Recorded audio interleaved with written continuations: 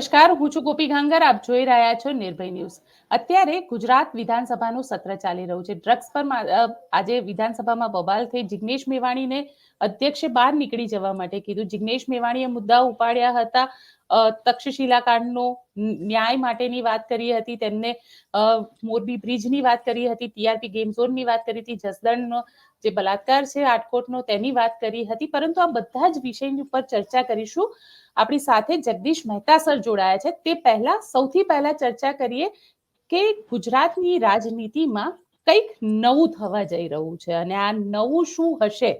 કોઈ રાજનીતિમાં કોઈ નવી પોલિટિકલ પાર્ટી આવી રહી છે અને પોલિટિકલ પાર્ટી આવશે તો પછી કોણ છે એ લોકો, એને લઈને પણ ચર્ચાએ જોર પકડ્યું છે. આપણી સાથે જગદીશ મહેતા સર જોડાયા છે. સર, આ જે નવી પોલિટિકલ પાર્ટી આવવાની વાત છે, આ લોકો કોણ હશે અને આ પાર્ટીની લોન્ચિંગ ક્યાં સુધીમાં થશે અને એનો ટાર્ગેટ શું 2027નું જે ચૂંટણી છે, કારણ કે ત્યારે તો એન્ટી ઇન્કમ્બન્સી લગભગ 35 વર્ષની થઈ ગઈ હશે ગુજરાતની અંદર, એ ક્યાંક ડિવાઇડ એન્ડ રૂલની વાત છે?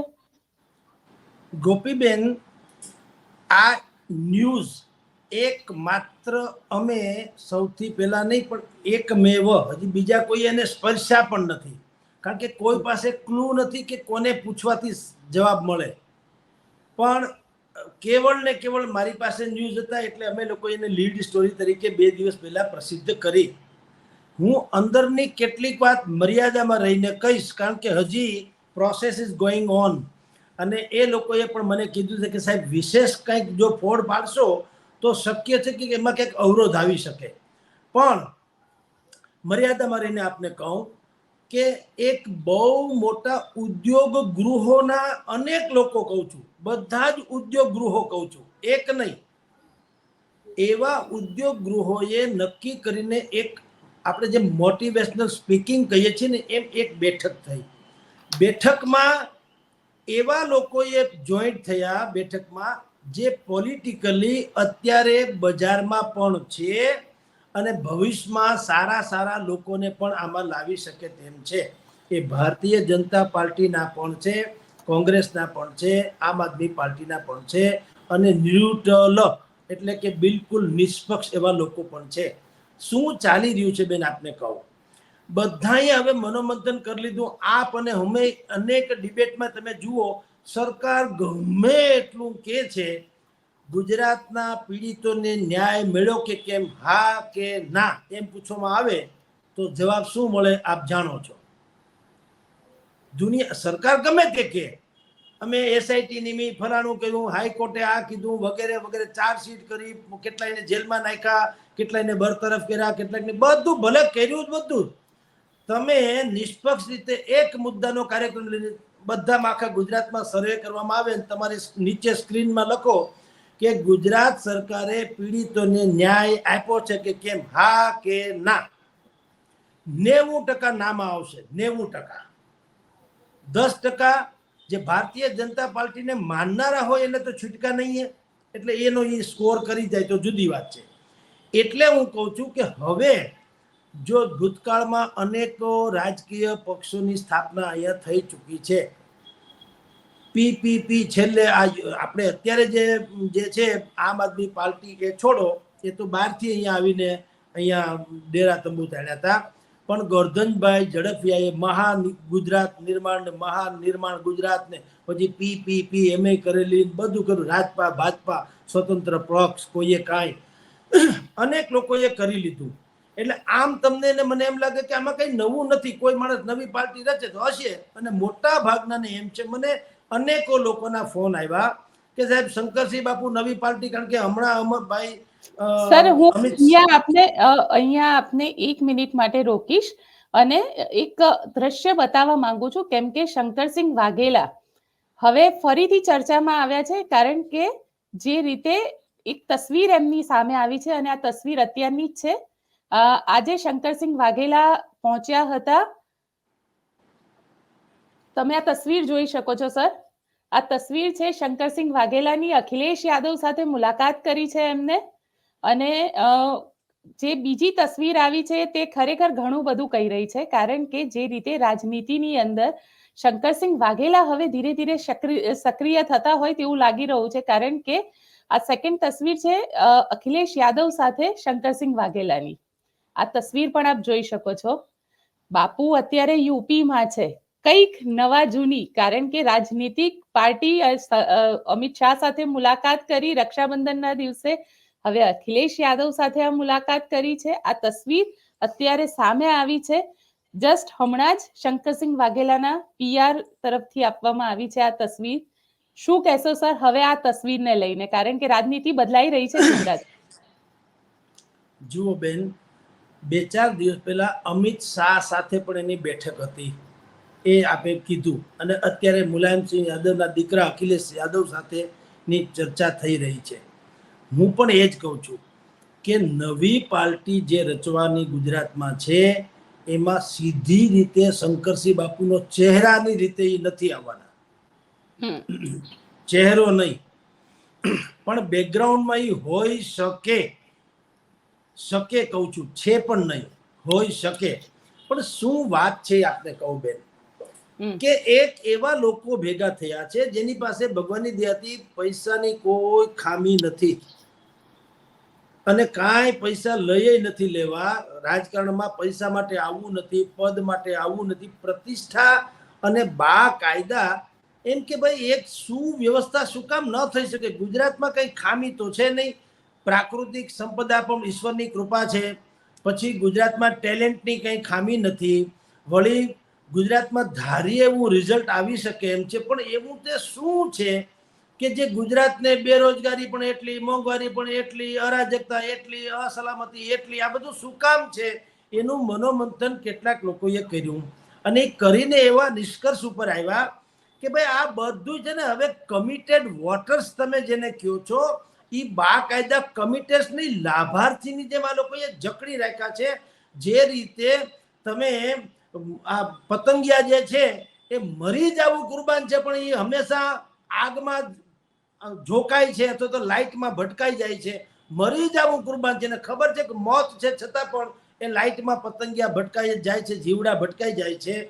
એવી રીતે આ લોકોએ સર્વે કર્યું અથવા તો જે સંશોધન કર્યું મને જાણવા મળ્યું કે ભાઈ લોકો હાવ કમિટેડ થઈ ગયા છે, ને એ માને છે કે આપણો કોઈ ઉદ્ધાર નથી, આપણે ગમે એમ કરીને ક્યાંક કોઈ એકનું પૂછડું પકડી રાખવું પડશે.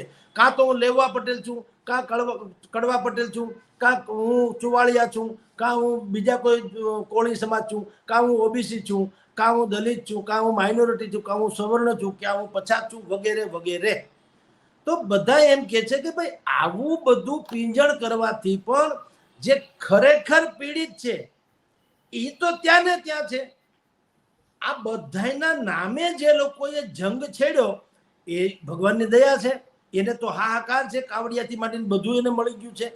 તો ક્યાં સુધી આ બધું, એમ આ બધું ક્યાં સુધી?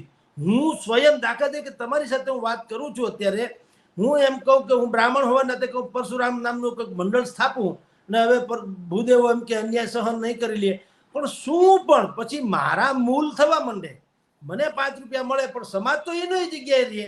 એ બધાએ હવે જોઈ લીધું, એટલે બધા એક નક્કી વિચાર સાથે આવ્યા કે પ્રોબ્લેમ શું છે, વોટ ઇઝ ધ રિયલ સમસ્યા શું છે, કે ભાઈ કોઈ સારા માણસો રાજકારણમાં આવતા નથી. આ પેલું નિષ્કર્ષ નીકળ્યું કે ભાઈ બધા એમ કે ભગવાન બચાવે, આમાં તો કોઈ દી પડવું નથી. આ એક વાત. બીજું કે એનો અર્થ એમ છે કે લોકોને સત્યની ઝંખના નથી, ના એવું નથી. લોકો બધા નિષ્પક્ષ ને એવું સત્ય ઝંખે છે 916 કેરેટના સોના જેવું. જેમ કે તમારી ને મારી ડિબેટથી માંડીને જેટલા હું આપણે ઓડિયો વિડીયોમાં જઈએ છીએ ન્યૂઝ પોર્ટલમાં, બેન આપણે મેઇન સ્ટ્રીમ મીડિયા આમ જુઓ તો આપણા કરતાં અનેક ગણું મોટું છે, પણ મને ને તમને જે ફીડબેક મળે છે એના ઉપરથી આધારથી કહીએ છીએ. હજારો લાખો લોકો આપણને ફોન ફટાકા કરીને માંડી અને કહે છે કે સાહેબ સનાતન સત્ય બોલો છો, મજા આવે છે, લાઈક ધેટ. એનો અર્થ બીજું કાંઈ નથી, એ એમ તો છે કે લોકો સત્ય ઝંખે પણ છે, અને બીજું સુશાસન ઝંખે છે, પણ ખરા અર્થમાં સુશાસનના નામે આવવું અને પછી પાછું દુશાસનમાં ફરી જવું, સોરી, એ છેલ્લામાં છેલ્લો પ્રયોગ હતો આમ આદમી પાર્ટીનો. બીજા બધાએ પોતપોતાના ઝંડા લઈને તો ઠીક છે લોકોને છેતર્યા, તો લોકોએ કીધું કાંઈ વાંધો નહીં, એસા તો હોતા હૈ. પણ આ લોકો એટલે કે આમ આદમી પાર્ટી, એણે તો તિરંગો ઝંડો લઈને નીકળ્યા હતા, તિરંગો ઝંડો. જ્યારે આંદોલન કરતા હતા અન્ના હજારાની સાથે રામલીલા મેદાન દિલ્હીમાં, ત્યારે તિરંગા ઝંડા ત્યાં દેખાતા હતા. પછી ભલે અત્યારે આમ આદમી પાર્ટીનો જુદો ઝંડો હોય, પણ જ્યારે એનો પ્રાદુર્ભાવ થયો ત્યારે તો ડેફિનેટલી એ જ ઝંડો હતો.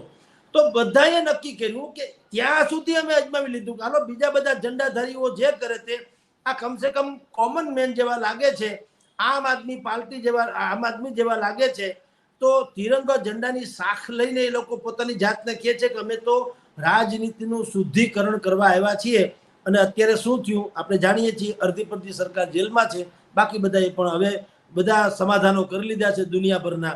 જે લોકો સરકારની કોઈ સુવિધાનો ઉપયોગ નહોતી કરવાની વાત કરીને સત્તા ઉપર આવ્યા હતા, એને તાજમહલને આટે આવો મકાન મહેલ બનાવ્યું કે નહીં કેજરીવાલે, બધું એટલે બધા જોઈ લીધું. એટલે હવે ગુજરાતમાં એવી જ એક પ્રાદેશિક પાર્ટી બનવા જઈ રહી છે. યા બધા જ માંથી ધડો લઈને કે ભાઈ આપણે છેતરવા નીકળવાનું તો નીકળવું જ નથી, તો નીકળવું જ નથી. કારણ કે એ તો બધા સર આ કોણ હશે, આ કોણ હશે, આ લોકો કોણ છે જે આ રાજનીતિક પાર્ટી લઈને આવવાની ચર્ચા ચાલી રહી છે? અને સૌથી મહત્વની વસ્તુ, ક્યાંક ગુજરાતની અંદર અત્યાર સુધી એવું કહેવાય છે કે ગુજરાતમાં બે જ પાર્ટી ચાલે, બીજેપી અને કોંગ્રેસ.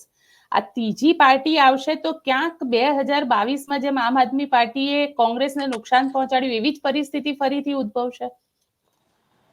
જે પ્રશ્ન બેન આપણને સૂજે છે, જે આપે અત્યારે પ્રશ્ન કર્યો, એ હવે જે પાર્ટી થવાની છે, મેં આપને પહેલા જ કીધું કે કરોડો રૂપિયાના ધણી એવા ઔદ્યોગિક ગૃહો જે છે અથવા તો ઉદ્યોગપતિઓ છે, એ લોકો સારા માણસો શોધી રહ્યા છે. એટલે આ પ્રશ્ન એને ન આવ્યો હોય એવું તો બને નહીં. એણે એ વિચાર કર્યો જ હોય ને કે ભાઈ શું થાય કે આપણે ત્રીજી પાર્ટી બનાવીએ એટલે કોંગ્રેસને મત ન મળે, ભાજપને મત ન મળે, ત્રીજા પાર્ટી તરીકે આવે એટલે ભાજપને બેનિફિટ થઈ જાય, જેને કહેવાય ને બી ટીમ ને વગેરે વગેરે. આ બધી જ જેને કચરાપટ્ટી કહી શકાય એવી બધી જ મથામણને મહામંથન થઈ ચૂક્યું છે. હવે આશા ને ઉમ્મીદ શું છે બેન કે એવા ડિગ્નિટીઝ મળે એને, એવી વ્યક્તિ એને મળે ઉમેદવાર તરીકે, જેનું ભલે બેકગ્રાઉન્ડ પોલિટિકલી ના હોય પણ એનું સમાજ પ્રત્યેનું ઉત્તરદાયિત્વ શ્રેષ્ઠ હોય. હું તમને એક બે દાખલા આપીશ.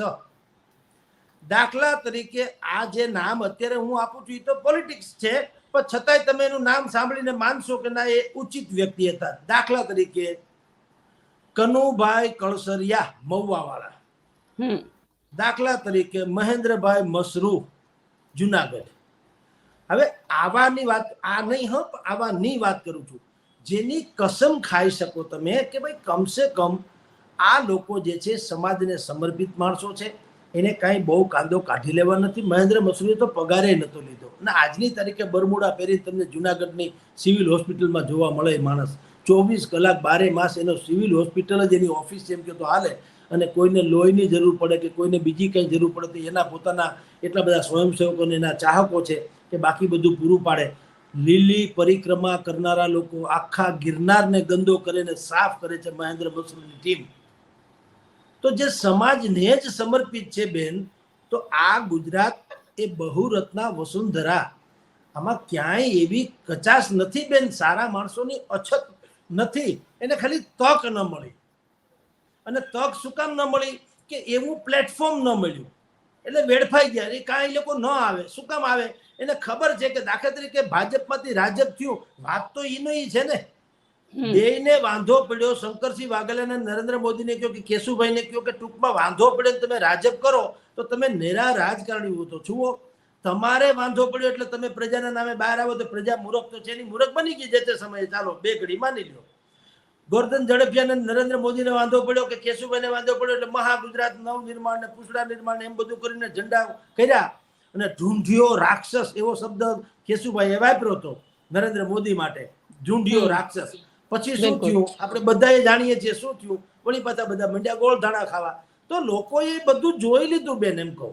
એટલે લોકો છેતરા. એક તમે કોઈ પણ એક વ્યક્તિને એક વખત, 100 વ્યક્તિને 100 વખત, 100 વ્યક્તિને એક વખત તમે છેતરી શકો. એક વ્યક્તિને એક વખત, 100 વ્યક્તિને પણ એક વખત, પણ 100 વ્યક્તિને 100 વાર ન છેતરી શકો. 100 વ્યક્તિને 100 વાર છેતરી ન શકો તમે. એક વખત, બે વખત, ત્રણ વખત ઓકે. 100 વ્યક્તિને 100 વાર છેતરી શકો નહીં. ગુજરાત હવે છેતરવામાંથી બહાર આવી રહ્યું છે. પહેલી વાત તો ઈ પ્રજાને એમ કહેશે. હું તમને દાખલો આપીશ એટલે તમે આટલી કહેશો અને આપણે જે વ્યુઅર્સ હશે એ પણ સમજી શકશે. હું દાખલો આપું. આ ખરેખર આ ઉમેદવાર થવાના છે એમ નથી કહેતો, પણ હું તમને દાખલો આપું એમ કહું છું કે કીર્તિદાન ગઢવી મશહૂર કલાકાર છે. કીર્તિદાન ગઢવી મશહૂર કલાકાર છે, એમાં નામ નથી. ભીખુદાન ગઢવી મશહૂર કલાકાર છે, એમાં તો નામ નથી. હવે જુનાગઢમાંથી ધારો કે હું ભીખુદાનભાઈ ગઢવીને ટિકિટ મળે, દાખલા તરીકે કહું છું હા બેન, તો પણ સર મને અહીંયા સવાલ એ લાગી રહ્યો છે કે જે લોકોના તમે નામ કહી રહ્યા છો કે જે લોકો કલાકાર છે ને, સવાલ એ છે કે રાજનીતિમાં જે રીતની પરિસ્થિતિ ગુજરાતની અંદર છે, કોઈ એવી નામચીન વ્યક્તિ કે બિઝનેસ કરતી વ્યક્તિ ક્યાંય, કારણ કે પાટીદાર આંદોલન વખતે આપણે જોયું કે જે પાટીદાર બિઝનેસમેન સામે આવ્યા હતા એ છેલ્લે પાણીમાં બેસી ગયા હતા, કેમ કે એમને છેલ્લે તો ધંધો કરવો હતો. હું એ તો બેન કહેવા માંગુ છું કે અગાઉ આવું બધું થઈ ચૂક્યું છે. પછી જો હવે કોઈક બહાર આવતા હોય તો એને આ બધો અભ્યાસ નહીં કર્યો હોય. એ તો હું બેન કહું છું કે બધી વખત છેતરાયેલું આખું ગુજરાત અનેકો વખત છેતરાઈ ચૂક્યું છે. હવે જો તમે ને હું, હવે જો હું છાપું નવું કાઢું કે તમે ટીવી ચેનલ શરૂ કરો તો બેન બાકીની જે ખામીઓ છે એ તો આપણને ખબર છે કે નહીં. આપણામાં જે દોષ છે કે આટલી આટલી ખામી છે એને દૂર કરો તો લોકોને વધુ ગમે, એ તો આપણને ખ્યાલ તો છે. તો હવે આપણે ચીલાચાલુ તો કરીએ જ નહીં ને. એવું તો કરવાનું ક્યાં પ્રશ્ન જ આવે છે બેન. કારણ કે જેને કંઈક લઈ લેવું છે એને ઉતાવળ હોય ને એ બધું કરી નાખે, ગમે એમ કરીને છગન મગન નામની પાર્ટી બનાવી નાખો, કાલે વારે જે થાય ને. પણ હવે હું તમને એ તો મેં પહેલા જ પ્રિએમ્બલમાં કીધું કે એવા લોકો છે કે પહેલી વાત તો કે એને કાંઈ લઈ લેવું નથી. નંબર 1 લેવું જોઈએ, જોતું જ નથી. પછી આ સવાલ છે. અચ્છા, મેં આપને ખાલી એક્ઝામ્પલ આપ્યો છે. મેં કીધું નથી કીર્તિદાનભાઈ હારે કોઈ વાત થઈ કોઈને, કે નથી ભીખુદાન હારે ભાઈ વાત થઈ, પણ હું તો એક્ઝામ્પલ એટલા માટે આપું કે ધારો કે જુનાગઢમાંથી ભીખુદાનભાઈ ઊભા રહીએ તો એટલી જેનું ટાર્ગેટ ઓડિયન્સ છે એને એટલી તો ખબર છે કે ભીખુદાનભાઈ બહુ સારા કલાકાર છે, એને કાંઈ કાંદો કાઢી લેવાનો થતો નથી. રાજકારણમાંથી કાળું ધોળું કરીને પૈસા કમાઈ લઉં ને, અહીંયા કૌભાંડ કરી લઉં, કોન્ટ્રાક્ટ લઈ લઉં ને, અહીંથી મારી ખાવ ને, એવું તો ભીખુદાનભાઈનો સ્વભાવ નથી. આખી દુનિયા જાણે છે કે ભાઈ ઠીક છે તમે રાખો. લતા મંગેશકર રાજ્યસભાના સભ્ય હતા જ ને. માની લો કે એને મંત્રી બનાવ્યો તો હું એ કોન્ટ્રાક્ટ લઈ લે. બોલિવૂડના બધા કોન્ટ્રાક્ટ મારા એને હોય એવું કંઈ? આ તો મહાન હસ્તીઓ છે સાહેબ. એને તો આ સુધા મૂર્તિજી, અત્યારે નારાયણ મૂર્તિજીના શ્રીમતીજી અત્યારે રાજ્યસભાના સભ્ય છે. સુધા મૂર્તિજી આઇકોનિક વ્યક્તિત્વ છે ને બેન. નારીઓ માટેથી માંડીને બધાના જે સુખાકારી માટે થઈને એને જે આયામો કર્યા છે તો આપણે પૂજવા પડે, એવા સાક્ષાત દેવીની જેમ પૂજવા પડે એવું એનું વ્યક્તિત્વ છે. એમાં તો કોઈ સંદેહ નથી. દુનિયામાં ક્યાંય દાગ લાગેલો નથી. આટલી મોટી હસ્તી હોવા છતાં એને છેલ્લા 30 વર્ષમાં એકેય સાડી ખરીદી નથી. એને કીધું ભાઈ અંગ ઢાંકવા માટે જરૂર છે એટલું મારી પાસે છે, લીધા કરું. હું આ સાડી પહેરું તો સોનાની પહેરું, ને તો ધારે તો સોનાની સાડી પહેરી તો શકે એમ છે, પૈસા તો છે. પણ એણે કીધું કે ભાઈ અંગ ઢંકાઈ જાય એટલે બહુ થઈ ગયું. બાકી બીજા આપો સમાજ માટે થઈને. અને એના પતિ નારાયણ મૂર્તિજીએ એટલું બધું દાન કર્યું છે કે જે ભલભલા ઉદ્યોગપતિઓ નથી કર્યું. તો સમાજ બહુ રત્ના વસુંધરા, આ જગત કઈ નામશેષ નથી થઈ ગયું ઉત્તમ લોકોથી. અબ્દુલ કલામે ક્યાં અરજી કરી હતી મને રાષ્ટ્રપતિ બનાવો? સમજો બેન, અબ્દુલ કલામ સાહેબે કઈ અરજી તો કરી નથી ભાઈ કોઈ સાહેબે મારો મેળ કરી દેજો. તમે એટલે કે સરકાર ગઈ એની સામે અમે અપરાધી કાંઈને સમજ્યા ન ઓળખા, ભગવંતને બેવું કરજોડી, વિનય સ્વામી મૂકો અમારા કંતને, પધારો તમે આવો તો આંગણીએ અમારા રૂડા થાય, એવું ઈ ગયા હતા ને કેવા. તો આવી જે ડિગ્નિટીઝ છે ભાઈ, સેમ પિત્રોડાને શું કામ રાજીવ ગાંધી લઈ આવ્યા હતા? ક્યાં ઈ ચૂંટણી લડ્યા હતા? એને ક્યાં ચૂંટણી યારે કઈ નિસ્બત હતું? પણ હતું ને એને કરી બતાવ્યું ને. તમે ને હું અત્યારે જે ડિબેટ કરીએ છીએ સેમ પિત્રોડાને આભારી છે કે નહીં બેન?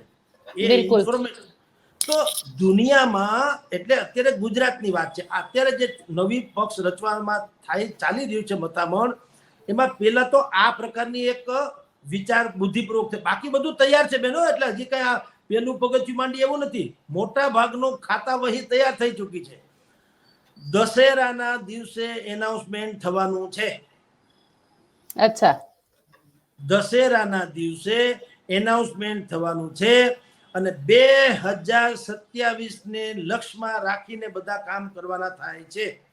ગુજરાત વિધાનસભાની ચૂંટણી એને એમાં નુકસાન કોને પહોંચાડવાનું, બીજેપી ને કે પછી કોંગ્રેસ ને? પ્રજાને ફાયદો કરવાની વાત છે, નુકસાન જેને થાય એને. ઓકે. કારણ કે આજની તારીખ સુધી ભાજપની સરકાર આવી, કોંગ્રેસની સરકાર આવી, ફલાણાની સરકાર આવી, ઢીકણાની સરકાર આવી, ક્યાંય પ્રજાની સરકાર તો આવી જ નહીં. જો આવી હોત તો ગાંધીનગરમાં યુવાનોએ આવી રીતે લાઠીચાર્જ ખાવી ન પડી હોત, તો પીડિતની ન્યાય યાત્રા નીકળી ન હોત, તો મોંઘવારી આટલી ચરમસીમાએ હોત નહીં. તો આમાં ક્યાં આવે? જેમ કૃષ્ણ જન્મોત્સવ જે ઉજવવાનો છે બધા, એનો ક્યાં જીઆર બહાર પડ્યો ક્યાંય કે ભાઈ આ રીતે આટલી ઊંચી મટકી બાંધવી, એમાં આટલું દહીં નાખવું, એમાં સાકર નાખવી, એમાં તોરણ બાંધવા, માનવ પિરામિડ કરવો, નીચે ડીજે રાખવું, ઠમક ઠમક કરવું, કોઈએ ક્યાંય જીઆર તો બહાર પડ્યો નથી ને. છતાંય બધા પ્રેમથી ઉજવવાના છે. શું કામ? એને ખબર છે કે આ આપણો તહેવાર છે, આપણને આનંદ આપે એમ છે. 100% કોઈએ માગ્યું કે ભાઈ અમારા કૃષ્ણનો જન્મોત્સવ કરો, સરકારને કહ્યું ગ્રાન્ટ ફાળવે, કોઈ માગી પાવલી પણ ઉલટાના આપે છે. બોલો મારા તરફથી લઈ જાઓ પૈસા, પણ બનાવો મસ્તીનું કરે છે ને. એને કહેવાય ઈ લોક પર્વ છે. લોક પર્વ ધાર્મિક હોવા છતાં લોક પર્વ. સાતમ આઠમનો મેળો, હવે ફજલ ફાળકામાં ફરીને શું આપણે આમ જુઓ તો કાંદો કાઢી લેવાનો, પણ તમે જુઓ. અને 12 માસ બીજે બધે તો છે જ ને, આ કઈ નવું તો છે નહીં. એક જમાનો હતો કે સર્કસે કોકની 6-7 વર્ષે આવતું અને આ ફજલ ફાળકા માંડ માંડ જોવા મળતા. હવે તો એવું બેન કઈ છે નહીં, બધું જ છે ને. છતાંય સાતમ આઠમમાં ફરવાની શું કામ મજા? અરે હું તમને એનાથી બીજું કહું, સોમ મંગળ બુધ ગુરુ શુક્ર 24 કલાકના છે. એમાંય હવાર પડે છે, હાંજ પડે છે, બપોર પડે છે. શનિવારની રાતથી રવિવારની મજા શું કામ આવે છે? રવિવારે એવું શું હોય છે વાઇબ્રેશન કે તમે ને હું પુલકિત થયું છે, હા હા કાલ તો રવિવાર છે, મજા કરશું. ભાઈ પ્રમ દિવસે પછી જ છે, હવાર જ સૂર્યોદય થવાનો, એમાં એટલા જ વાગવાના, બપોર જ થવાનું, હાંજ જ થવાનું. તમને રવિવારે ક્યાં? રવિવાર ખુદ આવીને કોઈ કોલ કરે છે તમને કે ભાઈ આજે હું રવિવાર જાળવજો, આમ છે? કશું જ નથી. પણ જે તમને અહેસાસ થાય કે આહા હા બહુ મજાનો દિવસ છે, એવી મજાની પાર્ટી થાય છે કે લોકોની પાર્ટી. જી બિલકુલ, લોકોની પાર્ટીની આપ વાત કરી રહ્યા છો સર, પણ આજે વિધાનસભા પણ થઈ અને વિધાનસભાની અંદર જે રીતે ત્યાં આગળ જિગ્નેશ મેવાણીને એમ કહેવામાં આવ્યું કે જિગ્નેશ મેવાણી બહાર નીકળી જાય, અને હર્ષ સંઘવીએ ડ્રગ્સના મુદ્દે ત્યાં આગળ કહ્યું કે જે ફોટો વિકાસ આહિર સાથે વાયરલ થયો હતો કે ભાઈ અમારી સરકારે એને પકડી, એટલે ડ્રગ્સના મુદ્દે ક્યાંક સરકાર ક્રેડિટ લઈ રહ્યા છે અને જિગ્નેશ મેવાણી અને વિપક્ષ કહી રહ્યું છે કે ન્યાય આપો, પીડિતોને ન્યાય આપો. તમે શું કહી રહ્યા છો આ બાબતે? બેયની કેસેટ જૂની છે અને એમાં પ્રજાને લેશ માત્ર ફાયદો નથી. ન્યાય આપવાની વાત અહીંથી જે યાત્રા નીકળી છે જિગ્નેશ મેવાણીને કોંગ્રેસ આધારિત, એ બધી યાત્રા નીકળી, એમાં માગણી તો ન્યાયની જ હતી, એમાં કોઈ સંશય નથી. એક વાત, હવે ન્યાય નથી મળ્યો એટલે એ આજે વેલમાં ધસી ગયા, વિધાનસભાની વેલમાં ધસી ગયા, રાઈટ, જિગ્નેશ મેવાણી. અને એટલે સ્પીકરે કીધું કે આને બહાર કાઢો. હવે એ વેલમાં ધસી જવું એ પણ કઈ અસહજ કે અજ્ઞાનતાથી નથી હોતું બેન. દરેક માણસને, જો રાજકારણમાં હોય કે બીજા કોઈ લાઈમ લાઇટમાં રહેવા વાળા, એને ખબર છે કે 2-5 દિવસે ક્યાંક ચમકતા તો રહેવું જ પડે. તમારે તમારી હાજરી પુરાવડાવવી પડે કે હું હજી છું. નહીતર વેલમાં ધસી ન ગયા હોત અને એઝ એ ધારાસભ્ય તમે જે સવિનય તમને જે મળતું હોય એ પ્રમાણે તમે પ્રવચન કર્યું હોત તો શું વાંધો હતો? શાલીનતાથી વાતે થઈ શકે ને. કઈ ગાળ દેવાથી જ કઈ સામેવાળાને કઈ તમે કન્વિન્સ કરાવી શકો એવી તો નથી. શાલીનતાથી વાત તો થઈ શકી હોત ને.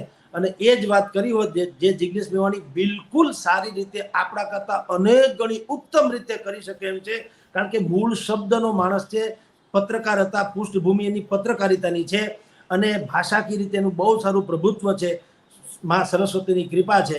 તો એ આ જ વાત જે અત્યારે વેલમાં ધસી જઈને એને બહાર કાઢવા પડ્યા એવું એને જે વર્તન કર્યું, એના કરતા એનો જ્યારે તક મળી હોત ને એ બહેતરીન વાત એને કરી દીધી હોત કે ભાઈ આટલા લોકો એમાં હોમાયા છે, આટલા લોકો દોષિત હોવાનું, લોકો અમે ન્યાય યાત્રા કાઢીને એટલા દિવસથી ચાલીએ છીએ, એમાં લોકોની પાસેથી આટલા નામો આવ્યા છે, તપાસની રીતે ભલે કરો, પણ રાજકોટના એમ કે ટીઆરપી કાંડમાં તમે પકડ્યા આટલા ને, પણ લોકો એમ કે છે કે આ જવાબદાર છે. તક્ષશિલા તમે પકડ્યા આટલા ને, પણ લોકો એમ છે ફલાણાભાઈ છૂટી ગયા. મોરબી જુલ્લા કાંડ પકડ્યા તમે આટલા લોકો, ફલાણાભાઈ એમ કે છે કે આટલા લોકો અત્યારે એમાં ગુનેગાર છે ને છૂટવા ન જોઈએ છતાં છૂટી ગયા છે. આવો તમે એક રિપોર્ટ તૈયાર કરીને વિધાનસભામાં કહી શકા હોત કે ભાઈ આ વિધાનસભાના પટલ ઉપર હું એટલા માટે વાત કરું છું કે આખી ગુજરાતને રેકોર્ડ ઉપર એ રહે ને આખી ગુજરાતની જનતાને ખબર પડે કે રિયલ શું છે. અમારે આમાં ક્યાંય પણ પોલિટિક્સ કરવું નથી, રાજનીતિ કરવી નથી. અમને જો કોઈ આના બેઝ ઉપર મત આપવાનું મન વિચારતા હોય તો અમે ફલાણાના હમ ખાઈને કહીએ છીએ કે મત આપતા નહીં. આવું એને બોલવું જોઈએ. હું ફલાણાના હમ કહું, હું બંધારણના એને શપથ જે બંધારણના છે ને એને હું એને એમ કહું છું, એની દુહાઈ આપીને કહું છું કે જો કોઈ અમારા પીડિતની ન્યાય યાત્રા કાઢી એટલે કોઈ જો અમને મત આપવાનું માનતા હોય અથવા તો કોઈ એમ માનતું હોય કે અમે આ મત માટે થઈને કરી તો અમને બંધારણની દુહાઈ છે, આવું કંઈક બોલ્યા હોત તો લોકોને ગળે ઉતરે કે ભાઈ અમે વિરોધ પક્ષ છીએ, અમારી ભૂમિકા શું હોય કે જે કઈ વાત છે પહોંચાડવી તો જોઈએ ને સરકાર સુધી કે ભાઈ આવું લોકો માને છે, તમે જેને નથી એ અમારી ભૂમિકા અમે નિષ્પક્ષ રીતે રજૂ કરી છે. પણ આ ઘટના એવી છે કે એના ઉપર રાજનીતિ અમને છાજે નહીં, અમારે કરવી નથી. અને કોઈ એમ માનતું હોય તો અમે બંધારણની દુહાઈ ખાઈને એટલે કે સમ ખાઈને કહીએ છીએ કે અમને મત આપતાની મહેરબાની કરીને. જો આમાં આવું કર્યું હોત તો અત્યારે એનું ફ્રન્ટ પેજ ઉપર આવ્યું હોત સમાચાર, સમજી લો. પણ સર આ તો ઘણા વખતથી કહી રહ્યા છે ને કોંગ્રેસ તો છેલ્લા ટીઆરપી ગેમ ઝોન જ્યારથી થયો ત્યારથી કોંગ્રેસ આ મુદ્દે માંગ કરી રહ્યો છે કે જે નાની માછલીઓને પકડી છે મોટી માછલીઓને પકડતા નથી. અલગ અલગ મુદ્દે ન્યાયની વાત કરી રહી છે. સરકાર પાસે ખરેખર એવું હોત તો એ વાતને પણ 2 મહિના થઈ ગયા. તમને પણ ખબર છે કે ટીઆરપી ગેમ ઝોનમાં કેટલી મોટી માછલીઓ છે, કેવા ભારતીય જનતા પાર્ટીના નેતાઓ છે, બધાને ખબર છે. પણ ક્યાંય લીગલ કાર્યવાહીના નામે કશું જ નથી થઈ રહ્યું. બેન એ તો કહું કે તમે એટલે કે જિગ્નેશભાઈ મેવાણી એને એ તક ગુમાવી નહીં, એ તો કહું છું. તમે વેલમાં ધસી ગયા એટલે તમને બહાર કાઢી મૂક્યા, બરાબર.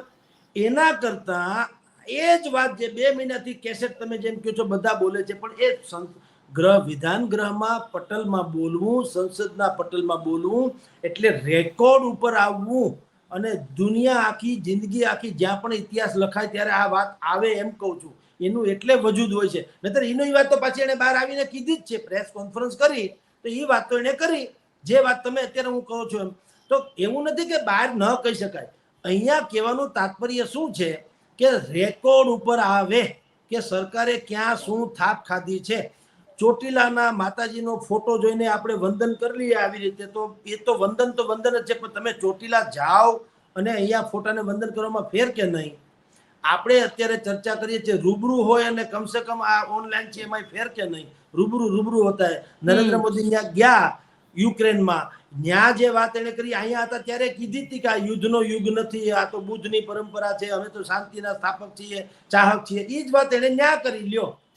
પણ ન્યા કરવાથી ન્યાના રેકોર્ડ ઉપર આવે ને ઇન્ટરનેશનલ માધ્યમમાં પણ આવે કે ભાઈ ભારત નામના દેશ છે, એના વડાપ્રધાને રશિયા અને યુક્રેન વચ્ચેની શાંતિની વાત કરી. એ રેકોર્ડ ઉપર આવે. બહુ મોટી વાત હોય છે, એની ગંભીરતા બહુ હોય છે અને એ હોય છે ડિપ્લોમેટિક ગંભીરતા. તો એ જ વાત હું અહીંયા કહું છું કે જિગ્નેશભાઈએ શાલીનતા રાખીને વેલમાં ધસી જવાની જરૂર નથી. એ શું છે? એ સીન સપાટા છે. સીન સપાટા શું કે સ્વાભાવિક છે. એ નેગેટિવલી જે છાપામાં આવ્યું જ છે, જિગ્નેશભાઈને કાઢી મૂકા જિગ્નેશભાઈ બધી ગાળો દેતા ફરશે, સરકારે અમારું સાંભળ્યું નહીં. એ પોલિટિકલી ડ્રામા થયો. એના કરતાં તમને જ્યારે સમય મળ્યો છે, તમે ધારાસભ્ય છો, તો તમને જ્યારે મોકો મળે જિગ્નેશભાઈ 5 મિનિટમાં તમારી વાત પૂરી કરો તો તમે આવું કંઈક સંશોધન કરીને ગયા હોત કે ભાઈ જો આટલા લોકોનું આવું કહેવાનું છે તો તમે પ્રજાના માવતર છો, સરકાર છે એટલે. અમે વિપક્ષમાંથી અમે ભૂલી જાઓ, કોંગ્રેસ શું કે ભૂલી જાઓ, પણ અમે પ્રજા પાસેથી જે રિપોર્ટ મેળવ્યો એ આવો છે કે આ કેસમાં આ લોકો દોષિત છે, આ કેસમાં આ લોકો દોષિત છે, મોરબીમાં આ લોકો, તક્ષશિલામાં આ લોકો, કાંકરિયામાં આ લોકો, રાજકોટના ટીઆરપીમાં આ લોકો. એના વિશે તમે કંઈ કર્યું નહીં એવું લોકોનું માનવું છે. એવું તમે શાલીનતાથી કીધું હોત તો રેકોર્ડ ઉપર આવી ગયું હોત અને તમારી વાત વરે પડી હોત. એને બદલે આ લોકોને ભાવતું હતું ને વૈદ્ય કીધું, તમે આવી ગુસ્તાખી કરી તો બુદ્ધિપૂર્વક એને સાર્જન્ટને કીધું ને બહાર કાઢી મૂકેલા, વાત થઈ ગઈ પૂરી. રેકોર્ડ ઉપર કઈ આવ્યું નહીં. પણ સામે હર્ષ સંઘવીએ પણ આજે ડ્રગ્સના મુદ્દે વિધાનસભામાં ચર્ચા કરી અને ડ્રગ્સના મુદ્દે હર્ષ સંઘવીએ કીધું કે વિકાસ આહિર સાથેનો જે ફોટો હતો એ ફોટો હોવા છતાં પણ અમે કાર્યવાહી કરી. એટલે શું એક ડ્રગ્સ ઓપરેટરને પકડવો એ એક પીઠ થપથપાવવા વાળી વાત છે? બેન, કાર્યવાહી કરી ફોટો હતો છતાંય તે કઈ ઉપકાર કર્યો છે? એ તો ન કરી હોત તો ફાડી ખાત તમને વિપક્ષ વાળા, તમારે કરે છૂટકો હતો. પણ કરુણા જુઓ બેન, જેની સાથે તમારો ફોટો હતો એટલે કે ભારતીય જનતા પાર્ટીના નેતાઓ સાથે હતો, તમે એને પકડી લીધા, બરાબર? તો એ હું પૂતળું છે કે કઈ બોલતું નથી, રોબોટ છે, એલિયન્સ છે, એની ભાષા સમજાતી નથી એવું છે? બે ધોકા મારીને કહો ને કે ભાઈ ક્યાંથી તમે લાવતા હતા ને કોને તમે આપતા હતા, ઈ કાં વાત બહાર ના આવી? તમે પકડી નથી લીધા, તમે તો હાંચવી લીધા એવું લાગે. કા ભાઈ પકડાઈ ગયો જણ, સીધી વાત છે. માણસ જીવે છે ને, શ્વાસ લે છે, ખાય છે, પીવે છે, આંખ પટપટાવે છે, બધું કરે. ટૂંકમાં તો જીવંત વ્યક્તિત્વ તો છે, વળી તમારે ઓળખાણ વાળો છે. તો તમે ખાલી એટલું કહો ને કે ભાઈ આ ડ્રગ્સ ક્યાંથી મગાવતા હતા અને કોને પહોંચાડતા હતા અને કેટલા સમયથી. એટલે જે મોકલવા વાળા, અફઘાનિસ્તાન વાળા જે હોય તે ભગવાન એને જે કરવું એનો સત્યાનાશ જાય, હું તો કહું.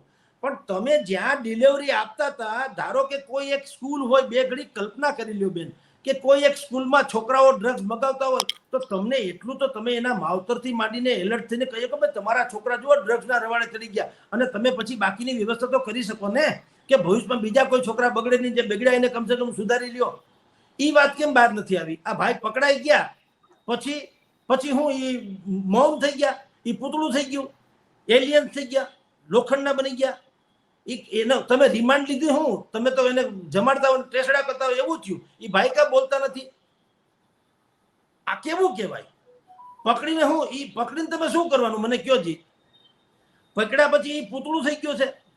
કાં પૂછતા નથી કે ભાઈ ક્યાંથી મગાવતા હતા, કોને આપતા હતા? આ બસ અમારે કેમ? અને તમે પછી એને છોડી મૂકો તો હમણાં કોઈ ફરક નહીં, અલબત્તા છોડી મૂકજો, હાલો ને. પણ એટલી તો ખબર પડે કે તમે અહીંયા આના માટે અહીંથી આવતું હતું અને આને આપતા હતા. હવે જેને આપતા તો એ મોટા ભાગે તમારી જાણ ખાતર બેન શિક્ષણની સ્કૂલોમાં જ હોય છે, મોટા ભાગે. બિલકુલ. તો આ કેવડું મોટું, આ તો ઉડતા ગુજરાત જેવી વાત થઈ, ઉડતા પંજાબમાં. તો કાં એટલા દિવસ થયા, તમે પકડીને શું કર્યું? તમે તો એને સલામત રીતે ક્યાંક ખસેડી લીધો એવું લાગે. એટલે કહું છું, આ જે વાત છે ને બધી વરીને બેન એમ જ થાય છે. પછી સરકારને આપણા વાત કવેણ લાગે, કડવા લાગે, પણ કડવા લાગે પણ લીમડાના પાન કોઈ દી મીઠા હોય, દવા કોઈ દી મીઠી હોય. ભલામણા તમારે રોગ કાઢવો હોય તો કડવું પીવું તો પડે કે નહીં?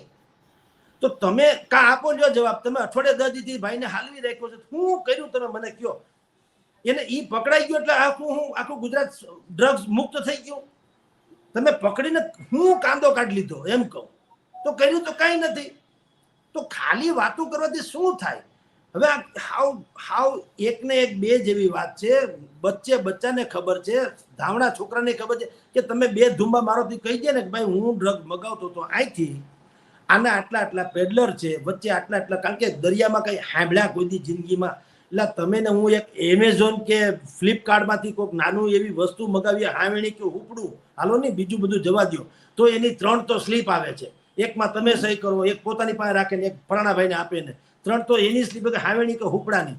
તો કરોડો રૂપિયાનો ડ્રગ એમને દરિયામાં કોઈ વેચતો મૂકી, કરોડો રૂપિયાનો.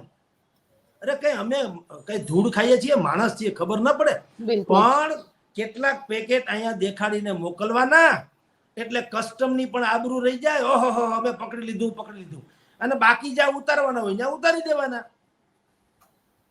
તમે વિચાર તો કરો, આપણા દેશના યુવા ધનને શિક્ષણની સંસ્થાઓથી માંડી અને કોઈ પણ યુવાનોને હું તમને કહું, એને બરબાદ કરનારું જે તંત્ર છે, એને તમે ભાઈને પકડી લીધા પછી રામ જાણે હું ચૂડી બોલો. વિધાનસભામાં કયો જીલ્યો ઈ ભાઈ? દીવા જેવું સ્પષ્ટ છે ને. ઈ ખુદે પાછું કબૂલી લીધું કે ભાઈ હું ડ્રગ્સ સપ્લાય આમ કરતો હતો વગેરે. તો ક્યાંથી આવતું તું ને કોને મોકલતા હતા? એ બે જ પ્રશ્ન પૂછો. એના માટે કેમ કોઈ નથી પૂછતું? એનો અર્થ એ છે કે સમથિંગ ઇઝ રોંગ, કાંઈક લોચો છે. એટલે કહું છું કે આ સરકાર વિશે તમે ગમે ત્યારે બેન પૂછો, પછી સરકાર એમ કે છે કે આ લોકો આપણી ટીકા પર તમારો વખાણ થાય એવું કંઈક હોવું તો જોઈએ. તમે આ પ્રશ્નનો જવાબ તો આપો કે ભાઈ ભાઈને પકડ્યા, આ પત્રકારોની સામે રજૂ કરી દો, હાલો તમે ના પૂછીએ કોઈ કાંઈ નહીં, પત્રકારોની સામે રજૂ કરી દો, આગળ અમે ઓકાવી દઈએ એની પાસેથી હું છે ને હું નહીં. એટલે એ માણસ છે કે રોબોટ છે કે કંઈ ન જવાબ આપે? પણ તમારે એને પકડી નથી લીધો, એને હાંચવી લીધો, એ પ્રોબ્લેમ છે. એટલે આમનામ જ બધું હાલતું જાય છે બેન, અને ગુજરાત આખું સત્યાનાશના પાયે જઈ રહ્યું છે. ભગવાન બચાવે બેન. જી જી બિલકુલ સર, આપ અમારી સાથે જોડાયા તેના માટે આપનો ખૂબ ખૂબ આભાર. નમસ્કાર. તો આપ શું વિચારો છો મને કોમેન્ટ બોક્સમાં ચોક્કસથી લખીને જણાવજો. અમારી ચેનલ નિર્ભય ન્યૂઝને લાઇક, શેર અને સબસ્ક્રાઇબ કરવાનું ભૂલશો નહીં. આભાર.